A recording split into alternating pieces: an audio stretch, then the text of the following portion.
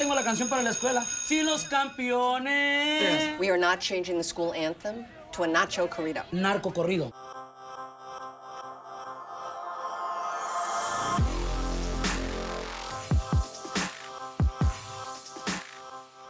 I gotta say that I'm here with you, Jamie Lee Curtis.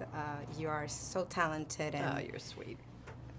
I mean, I grew up seeing you, so it's an honor to be here. Thank you very much. And I gotta tell you, your character, the principal, is one of my favorite. Oh, sweet. And all I could say about your character is that there's this optimism. She's so optimistic. She believes. Even though she has limited resources, you still believe. I hope I speak for the thousands of school administrators. You know, I kind of was trying to voice what I hope is the hope that school administrators can have. You know, it's very easy to be pessimistic right now in the universe. I think that the universe is telling us to be pessimistic.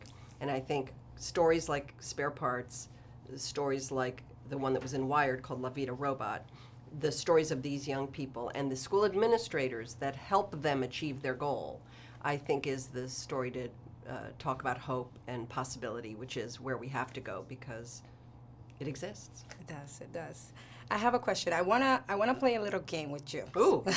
So if you were the principal, let's say I'm gonna give you different scenarios of what students might do in high school, and you as the principal, you need to tell me if you will give them detention, expel them, or suspend them. Okay. Okay? So you find a kid, he's not dressing up to the right way, the dress code. He's violating the dress code. Well, I would give him detention, but I would come up with a much more creative way to remind him that there's a dress code for a reason.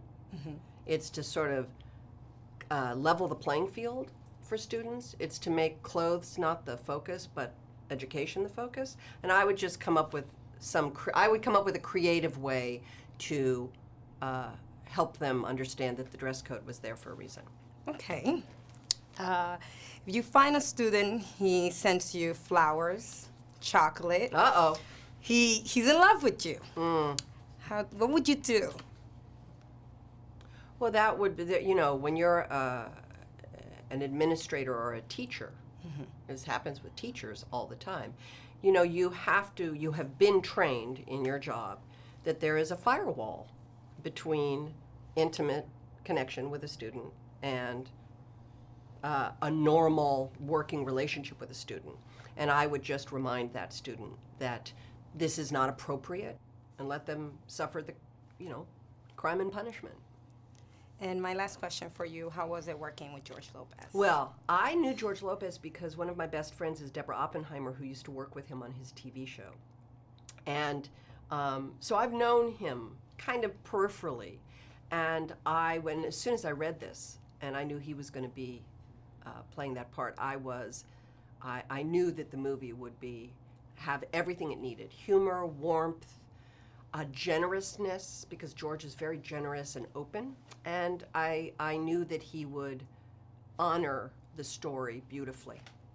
And I think all of you guys did. Oh, so. thank you so much. Thank you. Great to meet you. Same.